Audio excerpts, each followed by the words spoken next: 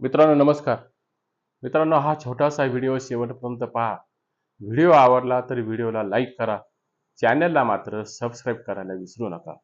मित्रांनो रणांगण असो किंवा राजकारण, शत्रूचा किल्ला नेस्तानाबूत करायचा असेल तर त्याचे तटरक्षण करणारे सेनापती हे फोडावेच लागतात. हे तंत्र राजकारणात अगदी बेमालूमपणाने महाराष्ट्रामध्ये मागच्या काळात वापरलं गेलंय. महाराष्ट्राच्या राजकारणातील पटलावर सध्या याच डावपेचांचा डाव रंगत असून उभाटा सेनेचे खासदार फोडून ऑपरेशन टायगरचा दुसरा अंक रंगताना महाराष्ट्रामध्ये आज स्पष्टपणाने दिसत आहेत. राजकारणात सत्तेच्या लालसेने कधीही आणि काही घडू शकतं. हे सत्य जर आपण स्वीकारलं तर गेल्या काही महिन्यांपासून शांत असलेले ऑपरेशन टायगर पुन्हा एकदा महाराष्ट्रामध्ये वेगाने सक्रिय झाले असून ठाकरे गटाचे खासदार कधीही नॉट रिचेबल होण्याची राजकीय शक्यता या ठिकाणी राजकीय वर्तुळात वर्तवली जाते. आणि जर खरोखर उभाटा सेनेला धक्का देण्याची तयारी ही एकनाथ शिंदेच्या गटाची पूर्ण झाली असेल तर हा संघर्ष कुठल्या वळणावर असेल यापेक्षा तो भारतीय जनता पक्षाच्या पथ्यावर असेल. हे मात्र या ठिकाणी अजिबात वेगळे सांगण्याची आवश्यकता नाही. पावण्याच्या काठीचा वापर करत साप मारण्याचा धूर्तपणाचा डाव खेळण्यात भाजप पारंगत असल्याचं मागच्या काळात अनेकदा दिसून आलंय. पक्ष फोडणे हा त्यांच्या अलीकडच्या 12 वर्षाच्या राजकारणातील आवडीचा खेळ मानला गेलाय. अरविंद केजरीवालांचा आम आदमी पक्षाच्या तब्बल 7 खासदारांनी भारतीय जनता पक्षामध्ये काही महिन्यांपूर्वी प्रवेश केला. अगदी काल परवा ममता बॅनर्जींच्या टीएमसीचे नेते फोडले व काही आमदारांनी स्वतंत्र गट तयार करून भारतीय जनता पक्षामध्ये जाण्याची तयारी ही चालवलेली दिसते. भारतीय जनता पक्षाला तिसऱ्या टर्ममध्ये बहुमत मिळाले नसल्याने संसदेमध्ये कारभार करताना चंद्राबाबू नायडू आणि नितीश कुमार यांच्या कुबड्या घेऊन देशाचा राज्यकारभार हा अमित शहा आणि मोदींना करावा लागतोय. त्यामुळे संसदेत एनडीएची बाजू भक्कम करण्यासाठी अमित शहानी ऑपरेशन टायगरची जबाबदारी ही एकनाथ शिंदेंवर सोपवली आणि एकनाथ शिंदेंना तशी परवानगी दिली असल्याचं राजकीय वर्तुळात मानलं जातंय.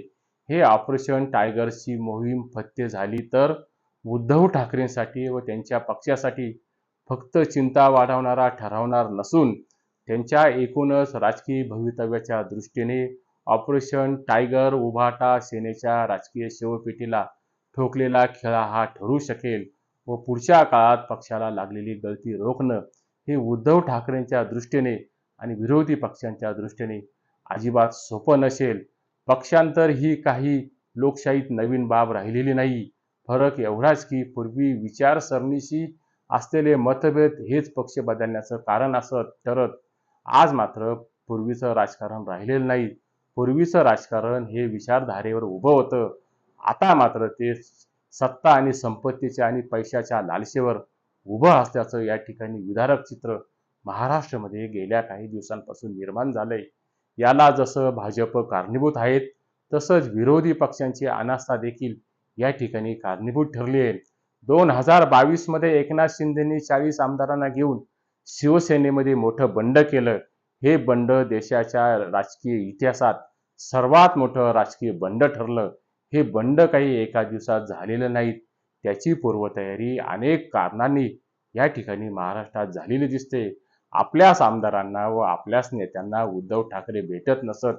घरात बसूनच राजकारण करण्याचा आरोप हा त्यावेळेच्या सर्व 40 आमदारांनी हा उद्धव ठाकरेंवर केलेला होता. उद्धव ठाकरे हे अपघाताने राज्यातील जनतेचा जनादेश धुडकावून मुख्यमंत्री झालेले होते.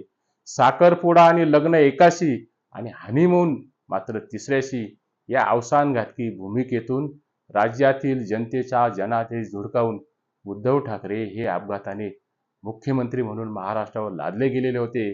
पुढच्या काळात ते मुख्यमंत्री म्हणून काम करत असताना केवळ आणि केवळ फेसबुक लाईव्हच्या माध्यमातून ते राज्यकारभार चालवत होते. संपूर्ण 2 वर्षाच्या कोविडच्या काळात ते फक्त 2दा मंत्रालयात गेले होते असं शरद पवारांनीच त्यांच्या पुस्तकात लिहून ठेवलंय.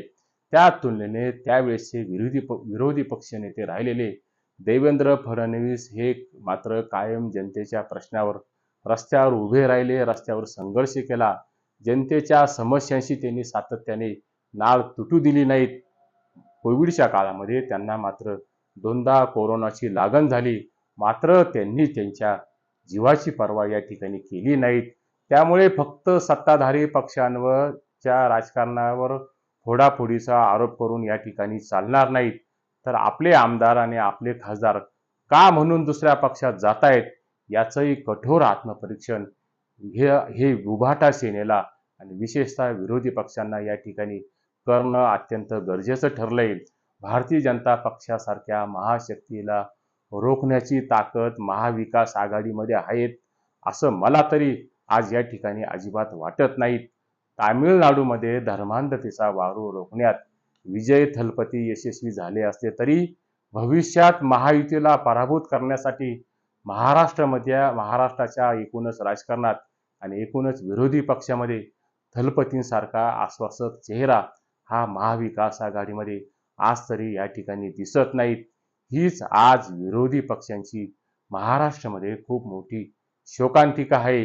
एकूणच की काय मटक्याचा आकडा कधी न फुटलेला या देशात आणि या महाराष्ट्रामध्ये आमदार आणि खासदार अगदी सहजतेने फुटू शकतात. हे मागच्या काळातील अनेक राजकीय घटनांवरून आपल्या लक्षात आल्याशिवाय राहणार नाहीत.